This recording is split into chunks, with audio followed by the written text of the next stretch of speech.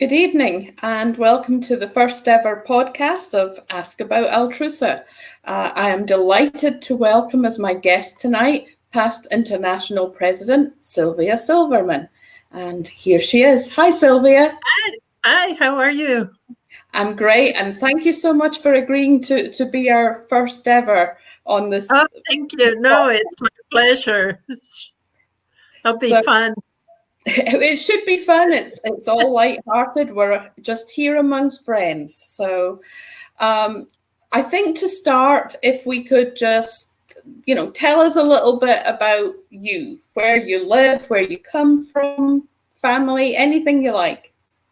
Okay. Well, if you haven't noticed my accent, I wasn't born in the United States. I was born in Argentina. Although I came here when I was 12, so I really shouldn't have an accent at all, but I do. I live for about 7 years in Florida, in Coral Gables. It was great, my formative years. And then I moved with my parents to Hong Kong. So I lived in Hong Kong for a little while, and before I moved back to the States, to this area. And let's see, now I've been married for 40 years, just celebrated the 40th anniversary March. Have my son and my daughter and my stepson, and they're great kids, couldn't have asked for better. And one grandson here in Baltimore, and I live in Maryland. So when I say here in Baltimore, it's because I'm in Maryland. And two in California. It's really great. Yeah. So you've seen a bit of the world. You've not just been restricted to your hometown. Yes. Yeah. And I have this, my parents used to travel all the time. So I think I got the travel bug, and it's hard to sit still. That's for sure. But I think people who have traveled are far more open to new ideas, to different ideas. And I personally believe that travel is good for everyone for just that reason. Yeah. Who introduced you to Altrusa? Actually, it was one of my husband's aunts. She was an Altrusan in Indianapolis, and I used to go. I think it was the very first time my husband and my boyfriend took me down to meet his family. She saw me, and I don't know what she saw in me, but she said, you have to, this organization, we have a club where you live, you have to check them out, you have to contact them and see what you think. So, and that was it. And I came back, and actually they contacted me. She gave them your info. Yes. She was an amazing lady. She was born in the year 1900. Oh, right. Yeah. So she never married. She was a professional woman. She was a nutritionist. And she was one of the first women to graduate from a university in Illinois. And yeah, it's pretty amazing lady. She also did ballroom dancing, which I love to do, although I'm no good. So, having introduced you to Altrusa, and she suggested that you check out the club near you, what attracted you to Altrusa? What convinced you to become an Altrusan? First, it was because I always wanted to help, but I never had a conduit. I didn't belong to any synagogue or, groups where you would volunteer to do things. And I would not volunteer on my own. So this was perfect for me. It was a ready-made volunteer opportunity where I belonged. And once I went to the meetings, even though, nowadays we think, oh, the younger people, we're too old, we can't invite them. When I started with Altrusa, I was in my 30s. And most of the women were in their 60s, 70s, 80s. And I saw how active they were and how giving. And, there was one of the ladies who was she had retired. She was in her mid 70s and had retired from the bank. And they had her come back part time because she was so good with customer relations. And she would take care of her family and her grandkids. And I thought, yeah, I want to be just like her. So, yeah, that was what really sold me, Right. seeing how great these people were in their, older years. And like, yeah, I want I to be like that. having been helped along the way with Altrusa by Aunt Sue Powell, you know that I understand about people who have given all their life to Altrusa. And so I hear you on that one. There are some wonderful people out there who show us by example what we Yeah. can do. There may be people watching who don't know who you are. They're listening to us talking about Altrusa. Can you tell us a bit about your Altrusa history then, after you became an my Altrusa? God. Yeah. Well, when I started, I was, even though I was 32 when I joined, I was very shy. Never believe it now, but I was really shy. And it was just the encouragement. So I didn't do too much, even though, you have to volunteer for this project or that project, then start the committee, and why don't you do the newsletter? You're good. And that was before we had computers, so it was typewritten and photocopied and then cut and paste, and it was lots of fun. So that's how I started. And a lot of times people say, well, what does the district do for me? And so I would ask, and somebody said, well, why don't you get involved? So I did. And boy, it's amazing how much everyone who's moving up is doing at any one time. It's a lot to do, a lot of to worry about, a lot to take care of. And then, just slowly you move up and somebody says, well, why don't you run for? You say, sure, okay. That was one of the things that when I joined, one of the things they tell you is when they ask you to volunteer, when they ask you to do something, you say yes. And I took that to heart. So I always said, I always said yes, much to my husband's chagrin. uh, and then after going through the governorship, and it's such a fantastic experience. I co-opted one of our governors, the governor that followed me actually, said her thing was Altrusa, a journey of a lifetime. And I truly believe that's what it is, so, and then from district into international, it just, the people you meet, it's amazing. Just think about the two of us, What we happens would, at convention stays at convention. Yeah, that's for sure.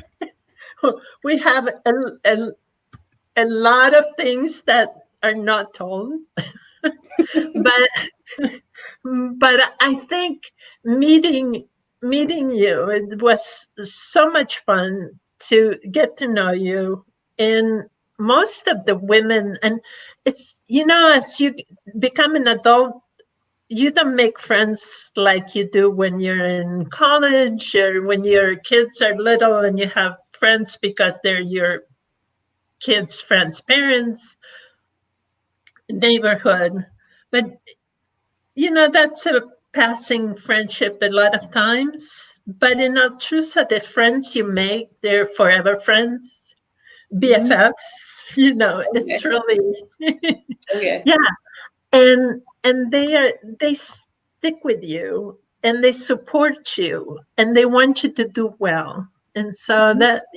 that my journey has been mostly due to the support of my friends in Altrusa, because if it hadn't been for, I mean, everybody has their moments, in the club when you say, I don't know if I want to keep doing this. As a matter of fact, I had dropped out. I dropped out for about a year. And one of the members of the club called me and said, "We need you, come back." And I thought, okay, twist my arm. So, yeah. So you actually made an interesting comment there when you said about, moments, and everybody has their moments. Thinking about your Altrusa journey, is there one Altrusa moment that stands out for you that's forever going to be, that's your memory? Oh my God. I must say there have been a zillion, but the one that I was trying to think about in the Centennial Convention, when I was supposed, just before everybody came into the ballroom, the very first night, and I stood at the podium and I looked, gives me goosebumps, and I looked at the tables. They were all set up, and it was a sea of tables from one end of the room to the other. And this was not just one small room, it was huge. It was like 3 or 4 rooms put together, packed with tables, all decorated, balloons and things. It's just amazing. That's a moment that will stay with me. It's just Mhm. incredible. I want you to think now about club, district, international. What out of them all would you say has been your favorite project? Something that you've participated in or come up with? Um, I always come up with things, but mostly participated in the club, and I always love the projects we're doing or we're going to do. But this is a project we did last year. It was a baby toddler, and we have in my club we have a great community service chairperson, and she manages everything. So I give her credit, Jeanette. Um, and so we did a baby and toddler like a shower for one of the shelters that's a family shelter. And we fulfilled every wish in the wish list just by going out and soliciting from friends and donating ourselves and putting it together. So that, I think that's one of my favorite things that we've done. Another one was we called it the Andes 500. And we collected, there's another shelter we support. It's a day shelter which allows homeless people or their clients, it allows their clients to come and shower, and they're given fresh underwear and towels and toiletries. So we collected about 2,000 pairs of underwear. So we went way over our 500 goal. Which was excellent. Yeah.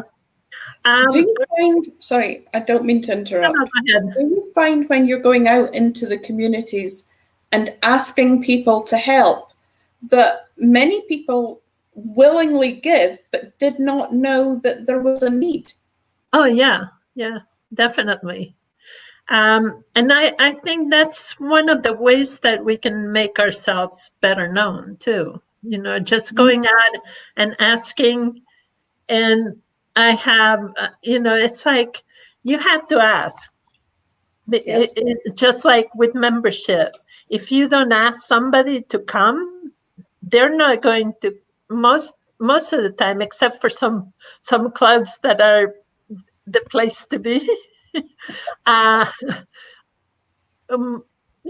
people don't ask, and some may wonder why you haven't asked them. There was a story of someone who got really upset with a good friend because she had never asked her to join. It's like so. It's the same with donations. You need to ask. And Absolutely. most people are more than willing, especially when you have a good cause. Yeah.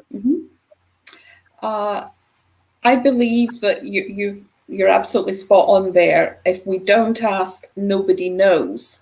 And one of the aims of this podcast is to bridge that gap. Because I was talking to someone else about this afternoon and said, we often will say to someone, like your husband's aunt said to you, go check out this club. But people feel that there's almost a commitment being made. If they go to see this club, what then?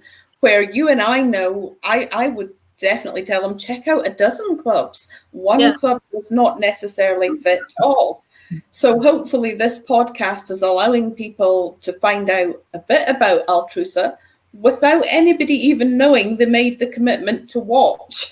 We're not asking them to go to a club to have dinner. We're asking them just find out a bit more. And for future podcasts, they can absolutely, in the comments, they can ask us questions. We'll happily put them in touch with local clubs.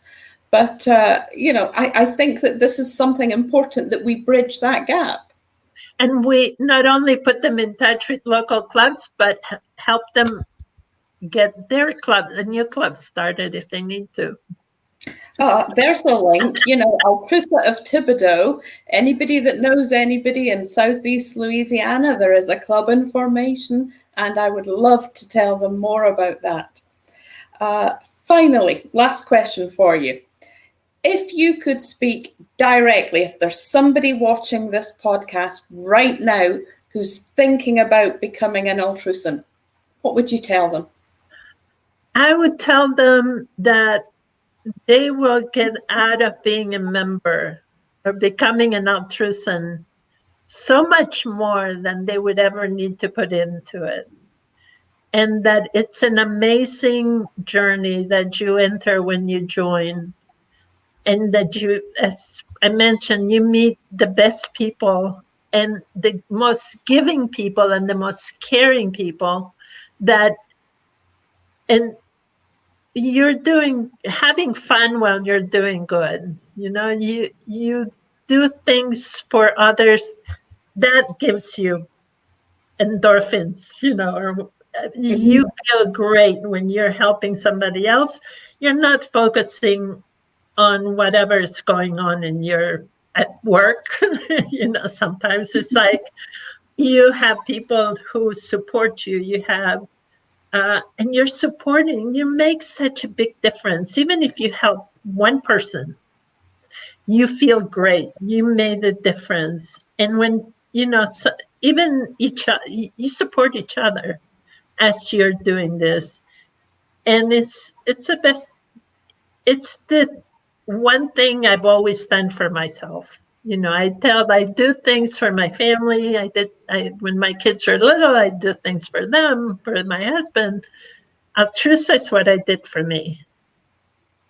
And I think that's important. We all very often don't think about doing things for ourselves. And we certainly don't do things for others to gain for ourselves. But what we gain, we could never have put a price on. Yeah. And the other thing, the one thing I always hear, and it drives me crazy, it's like, oh, we can't ask him, we can't ask her because they're too busy. Like, excuse me, what do you think I was when I joined? And Altrusa was founded, you couldn't, at the time Altrusa was founded, you couldn't be a homemaker and join. You had to have a profession. You had to be a busy person to join Altrusa. So being busy is not an excuse. Oh, And the other thing is that I did have my kids were born. My son actually was born on a meeting night, on an Altrusa meeting night. Very appropriate. But Altrusa was my getaway, because I would say to my husband, I have a meeting tonight. Here, keep the kids. sounds like a good idea to me. Yeah. So for young moms who have, they need a getaway every once in a while, Altrusa is the best. Well, I truly appreciate you taking time out of your busy schedule to come and speak with me tonight. Pleasure. As you know, our next podcast is going to be on Thursday morning. There's 2 podcasts this week.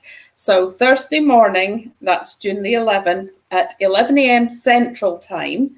And I would love if everybody could join us. We're going to be talking with past International President Ilona Kirby. Another lady who, what happens at convention can stay at convention. I will look into it when you're on. I will post the link shortly. This podcast link will also be posted to YouTube.